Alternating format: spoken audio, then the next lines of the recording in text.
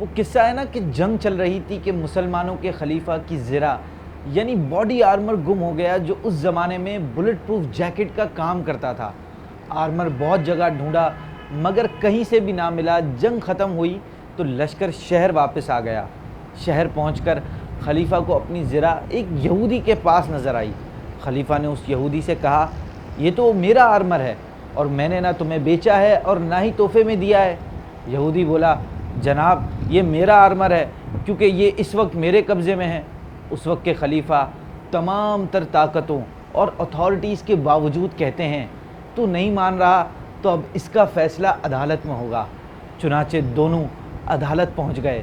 قاضی صاحب نے کیس شروع کیا اور کہا، خلیفہ آپ اپنی شکایت بیان فرمائیں۔ تو انہوں نے کہا کہ اس یہودی کے قبضے میں جو آرمر ہے وہ میرا ہے، میں نے نہ اسے بیچا ہے اور نہ ہی تحفے میں دیا ہے۔ پھر قاضی صاحب نے یہودی سے کہا، تمہارا کیا کہنا ہے اس پر؟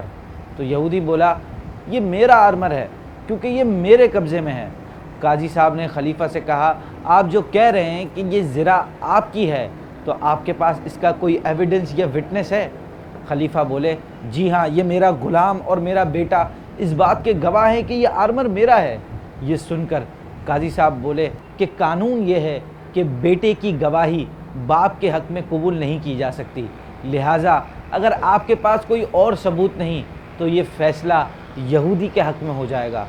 یہودی نے قاضی صاحب کا فیصلہ سنا تو حیران ہو کر بولا کہ ایک قاضی نے وقت کے خلیفہ کے خلاف ایک عام بندے کے حق میں فیصلہ کر دیا۔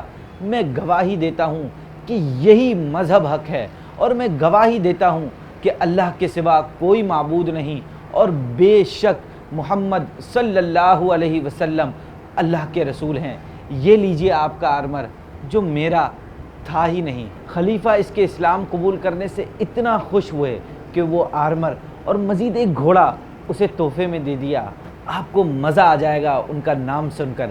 یہ خلیفہ ہمارے نبی پاک صلی اللہ علیہ وسلم کی گود میں پرورش پانے والے شیر خدا حضرت مولا علی رضی اللہ تعالیٰ عنہ تھے۔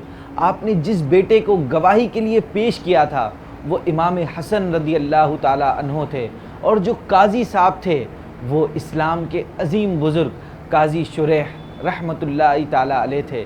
اس واقعے سے کلیئر ہو جاتا ہے کہ اسلام اپنی فیئرنس، جسٹس اور عدل کے ذریعے پھیلا ہے۔ ہم اگر آج عدل و انصاف نہیں کر رہے تو یقین مانیے کہ ہم سے زیادہ اسلام کو نقصان پہنچانے والا شاید کوئی نہیں۔ انصاف کیجئے، ظلم نہ کیجئے، کہ ہمارے نبی پاک صلی اللہ علیہ وسلم نے فرمایا، ظلم کرنے سے ڈرو کیونکہ ظلم کی سزا سے زیادہ خطرناک سزا کسی گناہ کی نہیں۔